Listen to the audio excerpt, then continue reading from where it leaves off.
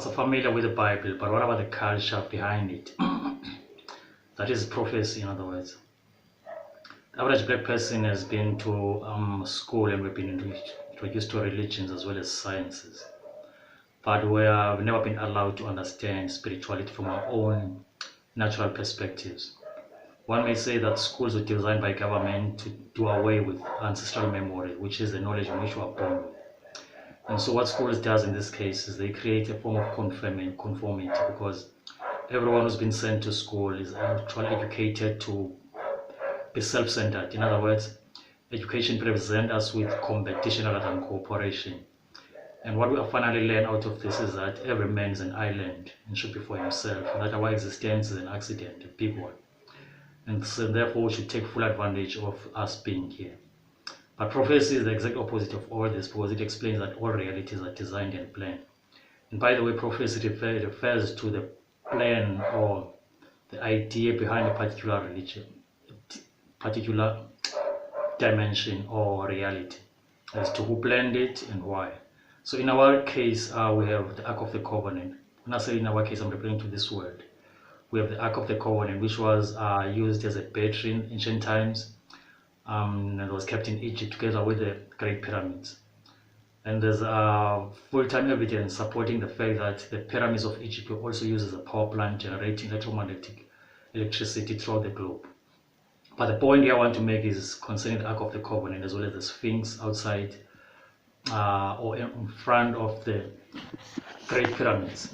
Now the Sphinx have two main bodies: the human body, the human head, as well as the lion's body.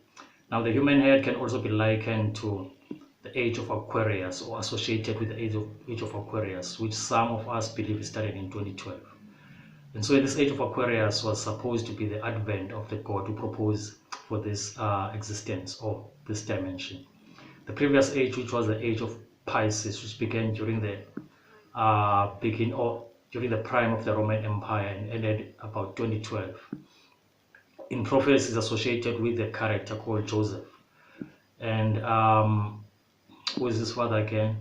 Jacob in this case is the constellations, and these Joseph's 12 brothers are the other constellations. But the point I want to make here is that the Sphinx, which have a human head as well as the lion's body, refers to the two beings or the two gods who propose for this reality to be created in the first place. And so these are Michael as well as Gabriel, who's represented by the lion's head. Michael is said to be the god of humanity. In other words, human beings or God manifest first as the Father, then as the Son. And the reason behind this is for God to perceive reality from an infinite perspective, from a child's perspective to an adult's perspective. But the second personality has a second manifestation, which is a light body as well as a physical body. A physical body has 6 electrons, 6 protons, and 6 neurons. It's the body that we currently possess today, the human body. And so when we became humans, because the God who possesses the human body proposed for us to experiment with evil by coming into this reality. And that was to create different races out of us, and was to come as a nobody to challenge our legitimacy as well as our loyalty to divinity. In other words, the covenant of us being gods eternally, but becoming human in order to test our integrity as well as loyalty to this family or divine family. So prophecy in this case refers to the gods who propose this reality.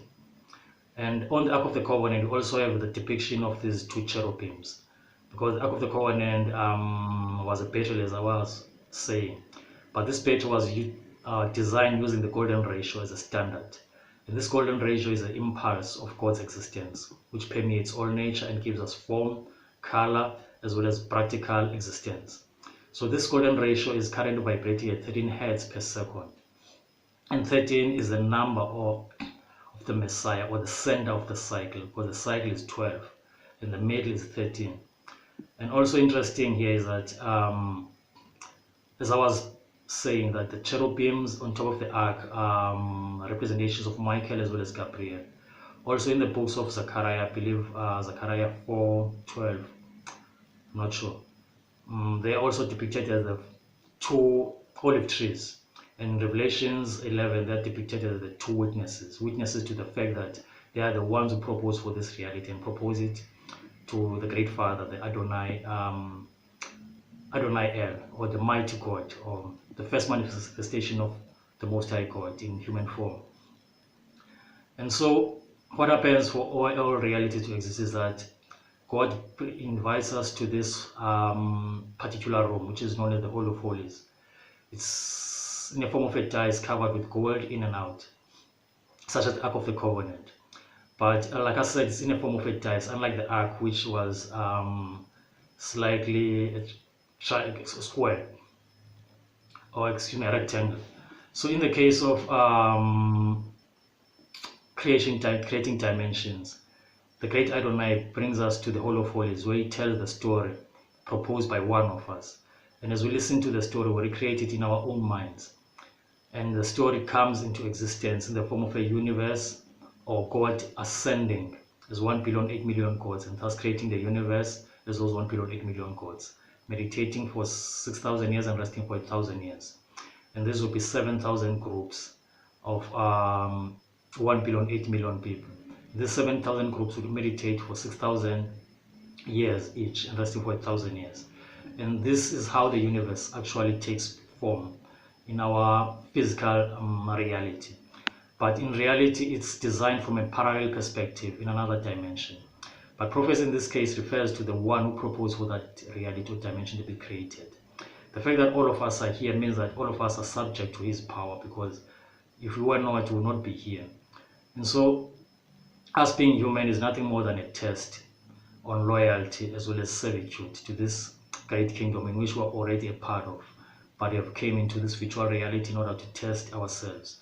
Such as in the book of Daniel, there's an angel there who tells Daniel that he will die and eventually, will pass or leave this earth and will come back to play the role at the end of time. In other words, Daniel himself will be exposed to this Messiah who proposed our existence in this world.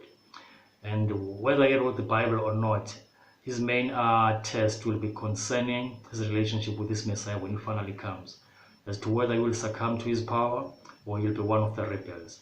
Because the reason why this world was created is because some of us had a problem with this prince, with the Son of Man, or the Son of God.